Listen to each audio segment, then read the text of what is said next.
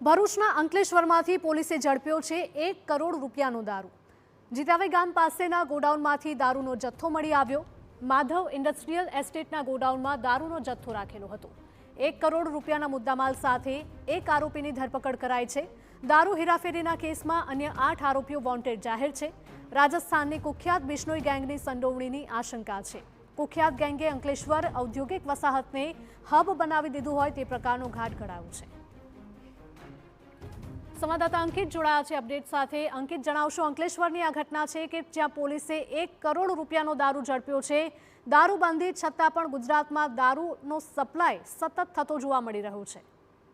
જી બિલકુલ, અંકલેશ્વરમાં ઔદ્યોગિક વસાહતના ઇન્ડસ્ટ્રીયલ ગોડાઉનોની આડમાં દારૂનો વેપલો ચલાવવાનું આ એક મોટું કૌભાંડ સામે આવ્યું છે।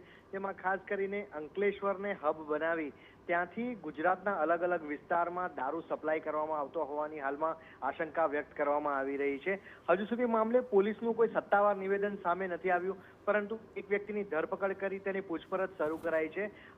જે ગોડાઉન છે તે ઇન્ડસ્ટ્રીયલ એસ્ટેટમાં આવ્યું છે અને તેમાંથી લગભગ 1 કરોડ રૂપિયા ઉપરાંતનો દારૂનો જથ્થો રાખવામાં આવ્યો હતો। સાથે સાથે એક ટેમ્પો પણ મળી આવ્યો છે અને અન્ય ટેમ્પો રવાના થયા હોવાની પણ પોલીસ હાલમાં આશંકા વ્યક્ત કરી રહી છે। આ તમામ વચ્ચે તપાસ દરમિયાન બિશ્નોઈ ગેંગ દ્વારા અંકલેશ્વરને હબ બનાવી અને ગુજરાતના અલગ અલગ વિસ્તારોમાં દારૂ સપ્લાયનું નેટવર્ક બહાર આવે તેવી પોલીસ આશંકા વ્યક્ત કરી રહી છે।